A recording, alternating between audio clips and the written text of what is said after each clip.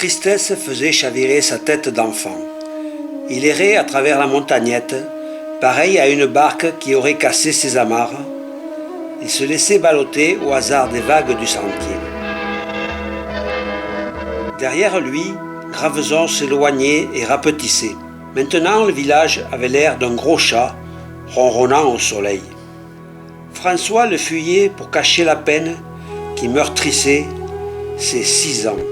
C'est qu'il avait eu mal, terriblement mal.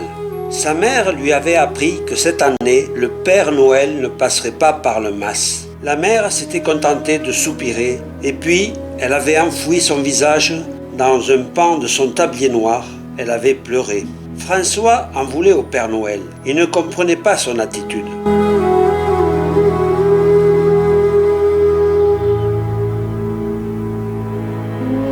Bien sûr, les murs du mas se lézardaient à force d'être humiliés par le Mistral.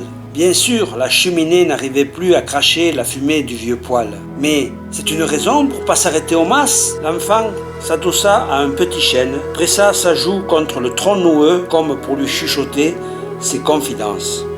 Si vous rencontrez Père Noël, vous direz que c'est pas bien ce qu'il me faut.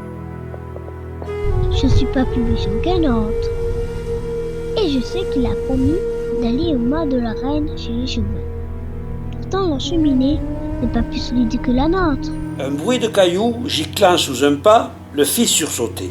Il se retourna et il aperçut descendant la colline un drôle de personnage. Il avait surgi de la garrigue comme un lapin jailli du chapeau d'un magicien. Son corps flottait dans une pèlerine, son dos craquait sous le poids d'un sac pensu comme le ventre de monsieur Richaud, l'épicier de Graveson. Une barbe longue et broussailleuse lui mangeait toute la figure.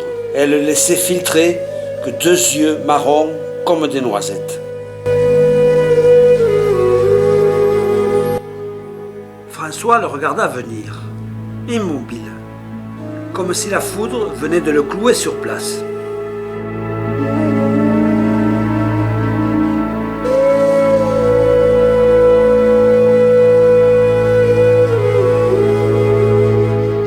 Oh petit, tu me regardes comme s'il avait débarqué de la lune. Je suis pas le Père Noël, moi. Mais le gosse continuait à ouvrir une bouche qui avait pris la forme des O bien dessinés de monsieur l'instituteur. Ses mains glissèrent furtivement sur ses paupières, comme si elles voulaient gommer un incroyable rêve. Vous êtes Père Noël? Oh, tu es marrant, toi. Je ne suis que Romarin, le vagabond de la montagne. Il connaissait bien Romarin. Les gens l'appelaient comme ça parce qu'il en mâchonnait toujours un brin de romarin. C'était sa manie. Il n'était d'aucun village. Il appartenait à tous. Quand on le cherchait à Mayenne, on le rencontrait à Château-Renard. Quand on le croyait à Saint-Rémy, il était déjà à Égalière.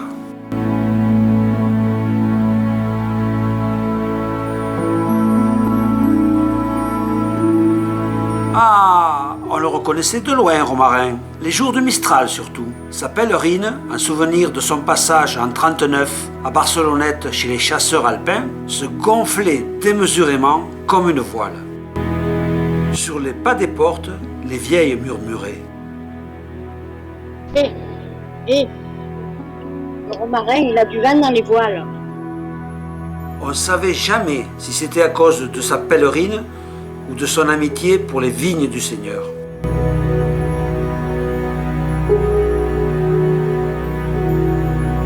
À force de vagabonder sur les routes de Provence, Romarin était devenu un personnage de légende. On racontait qu'il avait eu un fabuleux château, que ses hardes étaient cousues d'or, que c'était pour oublier un amour malheureux, pour le retrouver peut-être, qu'il traversait la montagnette dans tous les sens. Les légendes, Romarin feignait de ne pas les entendre. Son château, son or, son amour, il les échangeait facilement le soir à la veillée d'un mas à l'autre contre un simple verre de vin.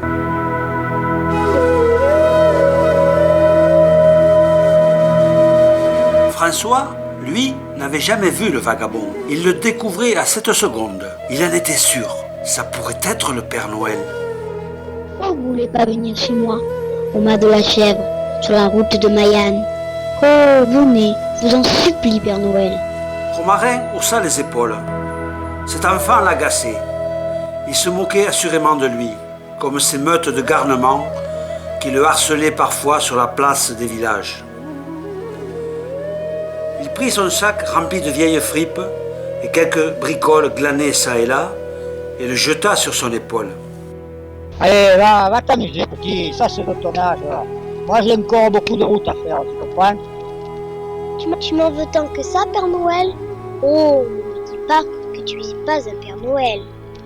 Tu n'as pas tes beaux habits du dimanche, ni ta houppelande rouge, ni tes bottes serrées. Je t'ai reconnu tout de suite. Si ta barbe n'est pas blanche, parce que les cheminées sont bien noires. Ouais, je suis fou.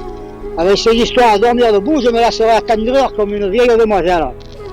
Allez, adieu petit. Moi aussi, ça fait 70 ans que je l'attends, le Père Noël. Et tu vois, elle n'est jamais venue.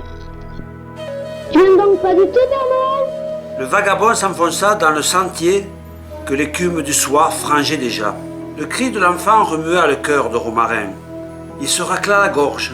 Il avait l'impression qu'une poignée de fer la serrait, la serrait. Ah, il ne se retourna pas. On se demande où les gosses vont chercher ces histoires. Graveson s'était habillé pour la nuit de Noël avec toutes ces maisons illuminées et se donnait un air de crèche. En traversant la place du marché, Romarin entendit s'échapper d'une fenêtre des rires d'enfants, comme une volée de moineaux. D'un seul coup, sans trop savoir pourquoi, il n'eut plus envie d'aller au café. Il savait pourtant que ce soir, les tournées ne lui seraient pas comptées. Ces rires lui incendiaient le cœur, et insensiblement, une image tarauda sa mémoire, celle du petit François lui répétant Oh, mais je vous en supplie, Père Noël. Oh, c'est pas du gros, le pauvre. C'est la pauvre. Je crois qu'il était sincère, ce petit. Et que vraiment, il a cru que j'étais le Père Noël. Il dépassa le café. Il se noya dans l'ombre d'une ruelle en poursuivant son monologue.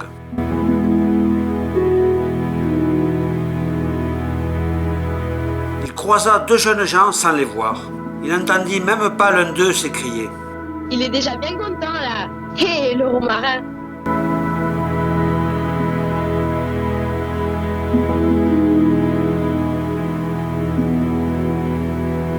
Pourtant, Romarin n'avait pas bu le moindre verre. Quand il arriva au bout de la ruelle et qu'il passa la porte de l'épicerie, il ne comprit pas tout de suite la question de Monsieur Richaud. Tu viens chercher tes bouteilles pour fêter Noël, Romarin? Viens, non, je voudrais que tu te fasses faire briller de joie les yeux d'un gamin. T'as des ronds, oui? Vas-y.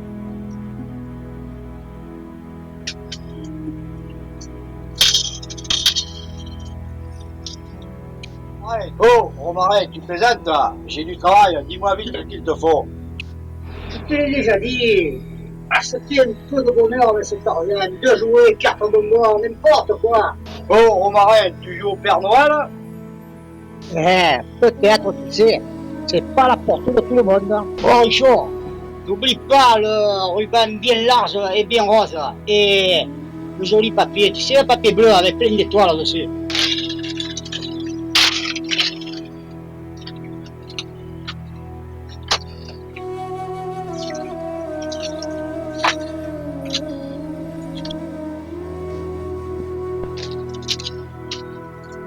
Allez, Romarin, joyeux Noël, hein? Maman, c'est chaud. Romarin repartit avec son sac sur le dos et sous le bras un beau paquet. Il reprit le chemin de la colline, heureux sans doute comme ceux qui, avec une nuit semblable à celle-là, se mirent en route pour Bethléem. Pour lui, la crèche vers laquelle il marchait, c'était le mas de la chèvre. Un mas à demi en ruine qui emprisonnait, sous des tuiles calcinées par le soleil, le chagrin d'un gosse de 6 ans prenait un vagabond pour le Père Noël. Romarin s'avança sur la pointe des pieds. La maison était pleine de silence. Aucune broderie de lumière n'ajourait les fenêtres. François avait raison. On avait oublié le mas cette nuit.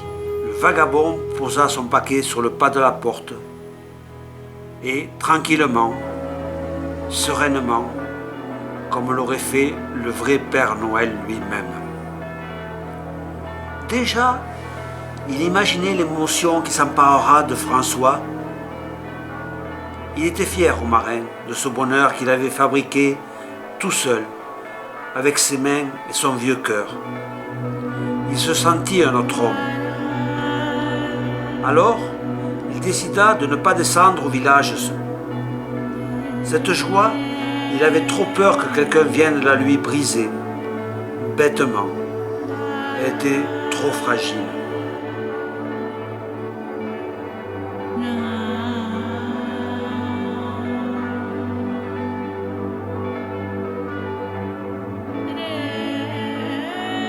Il s'allongea alors au pied d'un grand cyprès dont la cime léchait les étoiles.